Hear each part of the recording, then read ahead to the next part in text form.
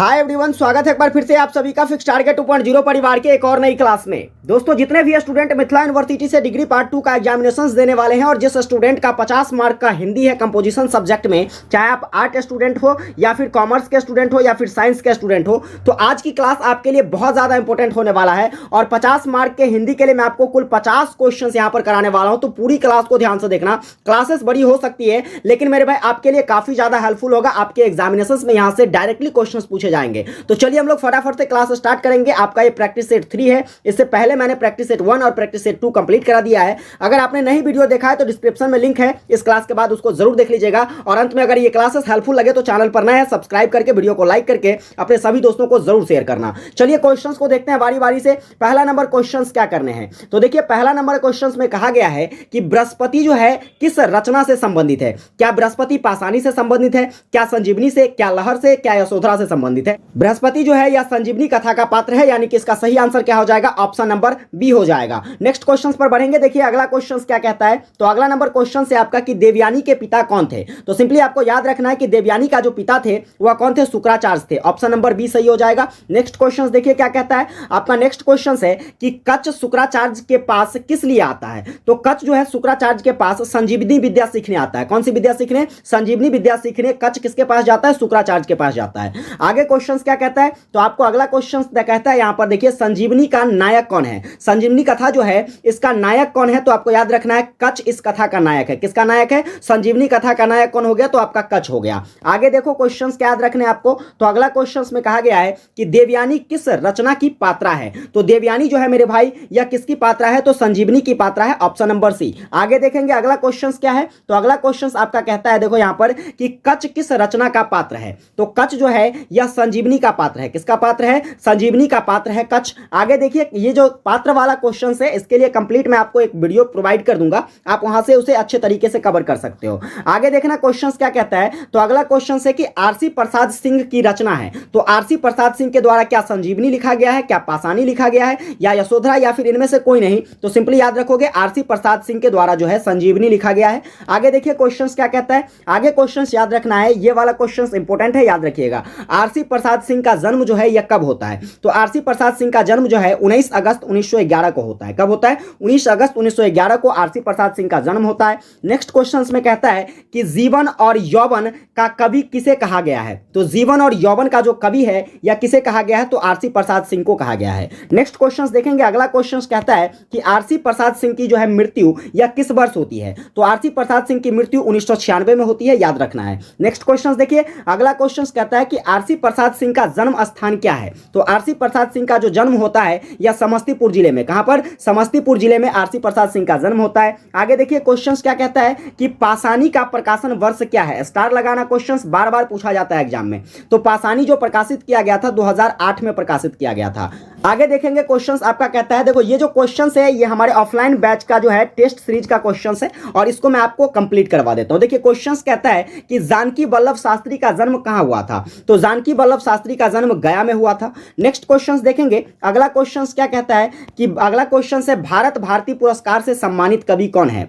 तो भारत भारती पुरस्कार किसे मिला था, तो सिंपली याद रखोगे यह जानकी वल्लभ शास्त्री को मिला था। आगे देखना क्वेश्चन कहता है कि जानकी वल्लभ शास्त्री का जो जन्म है यह कब हुआ था। तो जानकी वल्लभ शास्त्री का जो जन्म है यह 5 जनवरी 1920 को होता है। कब होता है, 5 जनवरी 1920 को जानकी वल्लभ शास्त्री का जन्म होता है। नेक्स्ट बढ़े अगला क्वेश्चन क्या कहता है, पाषाणी में कुल कितनी संगीतकाएं संकलित है। तो पाषाणी में कुल 5 संगीतकाओं को क्या किया गया है, शामिल किया गया है, जिसमें 5 कौन कौन है, तो आपको याद रखना है। एक तो हो गया आपका गंगाबतरन, क्या हो गया, गंगाबतरन। एक हो गया आपका मंजरी, एक हो गया आपका उर्वशी, एक हो गया क्या, उर्वशी हो गया। इसके बाद एक आपका हो जाता है पाषाणी और एक आपको कमेंट करके बताना है कि एक क्या है। आगे देखेंगे अगला नंबर क्वेश्चन क्या है, तो आपका अगला क्वेश्चन है कि भागीरथ जो है यह किस रचना का पात्र है। तो भागीरथ जो है यह किसका पात्र है, तो यहां पर इसका सही आंसर हो जाएगा इनमें से कोई नहीं। तो आप हमें कमेंट करके बताएंगे कि भागीरथ जो है यह किस कथा का पात्र है। नेक्स्ट क्वेश्चन देखेंगे आपका अगला क्वेश्चन कहता है कि गौतम किस रचना का पात्र है।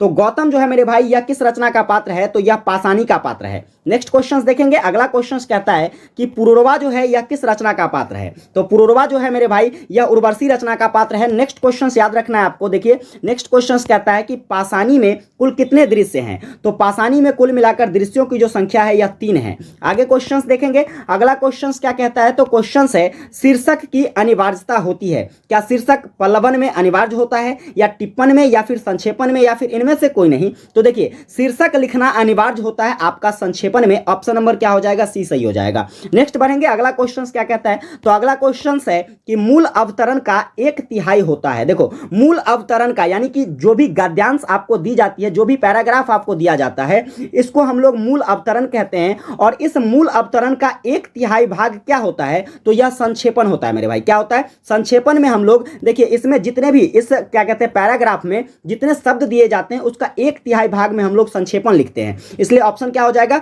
बी सही हो जाएगा। नेक्स्ट देखो अगला क्वेश्चन क्या कहता है। तो अगला क्वेश्चन है आपका कि भाव विस्तार की क्रिया संपन्न होती है। तो भाव विस्तार की क्रिया जो है यह पल्लवन में संपन्न होती है। कहां पर संपन्न होती है, पल्लवन में भाव विस्तार की क्रिया संपन्न होती है। नेक्स्ट क्वेश्चन कहता है टिप्पण का प्रयोग होता है। तो टिप्पण का जो प्रयोग है यह किसमें होता है, कार्यालय में होता है। नेक्स्ट क्वेश्चन देखेंगे, अगला क्वेश्चन क्या कहता है। तो क्वेश्चन से रजिस्ट्रार का हिंदी अनुवाद क्या होता है। तो रजिस्ट्रार का हिंदी अनुवाद होता है कुल सचिव। क्या याद रखोगे, रजिस्ट्रार का कुल सचिव। नेक्स्ट क्वेश्चन देखिए, अगला क्वेश्चन क्या कहता है। तो अगला क्वेश्चन आपका व्यवहारिक हिंदी से है। भारतीय संविधान में हिंदी को मान्यता मिली है। तो भारतीय संविधान में हिंदी को राजभाषा के रूप में मान्यता मिली है। नेक्स्ट क्वेश्चन देखिए, अगला क्वेश्चन कहता है कि प्रथम राजभाषा का गठन कब हुआ था। तो पहली बार 1955 ईस्वी में राजभाषा का गठन हुआ था।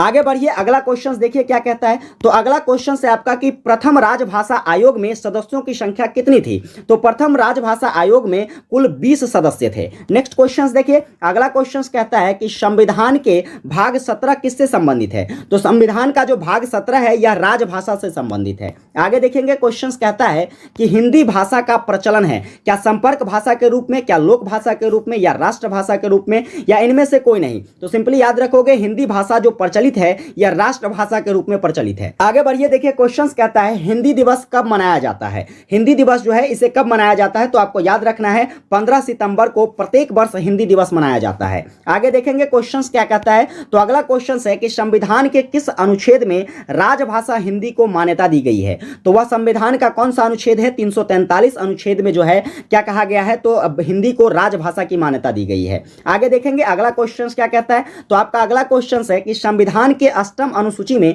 कितनी भाषाएं स्वीकृत की गई है। तो कुल 22 भाषाओं को स्वीकृति दिया गया है संविधान के कौन से अनुच्छेद अनुसूची में, तो 8वीं अनुसूची में। आगे बढ़ेंगे, अगला क्वेश्चन क्या कहता है। तो आपका अगला क्वेश्चन है कि संविधान में हिंदी को संघ की राजभाषा के रूप में मान्यता कब मिली। तो संघ की राजभाषा के रूप में हिंदी को मान्यता मिलती है 14 सितंबर 1949 को। आगे देखेंगे क्वेश्चन क्या कहता है। अगला क्वेश्चन है संक्षिप्तता का गुण अपेक्षित है। तो संक्षिप्तता का जो गुण है, देखिए यहां पर क्या हो जाएगा, इसका सही आंसर संक्षेपण में है। कहां पर है, संक्षेपण में संक्षिप्तता का गुण दर्शाया जाता है। आगे देखिए क्वेश्चन क्या कहता है। तो अगला क्वेश्चन है अकाउंटेंट का हिंदी अनुवाद क्या होता है। तो अकाउंटेंट को हिंदी में हम लोग लेखापाल कहते हैं। क्या कहते हैं, लेखपाल कहते हैं अकाउंटेंट को। आगे देखेंगे अगला क्वेश्चन क्या कहता है। तो अगला क्वेश्चन है कि अब्स्ट्रैक्ट का हिंदी अनुवाद क्या होता है। तो अब्स्ट्रैक्ट का जो हिंदी अनुवाद होता है वह सार होता है। क्या होता है, अब्स्ट्रैक्ट को हिंदी में क्या कहते हैं, सार कहते हैं। आगे देखना क्वेश्चन क्या है। तो अगला क्वेश्चन से एडवाइस का हिंदी अनुवाद क्या है। तो एडवाइस को हिंदी में देखो क्या कहते हैं, सलाह कहते हैं। क्या कहते हैं, एडवाइस को हिंदी में सलाह कहते हैं। आगे देखना क्वेश्चन क्या है। अगला क्वेश्चन से आपका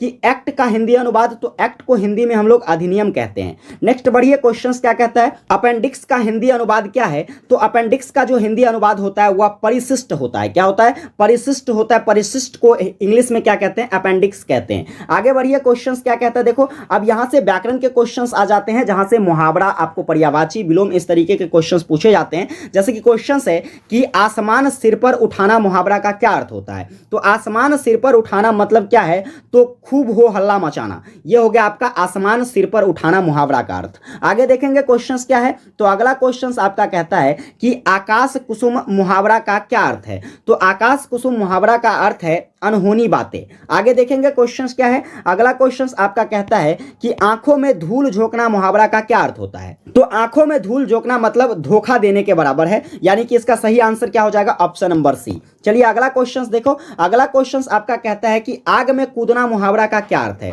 तो आग में कूदना का क्या मतलब होता है। देखो, क्या आग में कूदना का मतलब आग में कूद जाना होता है, बिल्कुल नहीं होगा। आग के निकट जाना, बिल्कुल नहीं होता है। जान जोखिम में डालना मतलब आग में कूदने के बराबर है। ऑप्शन नंबर क्या हो जाएगा, सी सही हो जाएगा। नेक्स्ट बढ़ो, क्वेश्चन कहता है कि मुट्ठी गर्म करना मुहावरा का क्या अर्थ होता है। क्या मुट्ठी को गर्म करना, जी बिल्कुल नहीं। घूस देना, जी बिल्कुल हो जाएगा। मुट्ठी गर्म करने का मतलब क्या होता है, घूस देना। चलो आगे देखेंगे अगला क्वेश्चन क्या है। तो देखो पर्यायवाची से क्वेश्चन आ गया, कहता है अनादर का पर्यायवाची शब्द क्या होगा। तो अनादर का मतलब तिरस्कार करना भी होता है, अवहेलना करना भी होता है, अवज्ञा करना भी होता है, यानी कि ऑप्शन नंबर क्या हो जाएगा, डी इसका करेक्ट हो जाएगा। आगे बढ़िए, क्वेश्चन क्या है। अगला क्वेश्चन है कि असीम का पर्यायवाची क्या है। तो असीम का जो पर्यायवाची होता है वह क्या होता है, सिंपली याद रखोगे, अपरिमित होता है। क्या होता है, अपरिमित होता है। आगे देखो अगला क्वेश्चन क्या है। अगला क्वेश्चन क्या कहता है कि जिसका कभी अंत ना, देखो यहां पर अनेक शब्दों के लिए एक शब्द पूछा जा रहा है। जिसका कभी अंत ना हो उसके लिए एक शब्द क्या होगा। तो जिसका कभी अंत ना हो, देखो यानी कि अनंत हो जाएगा। क्या हो जाएगा,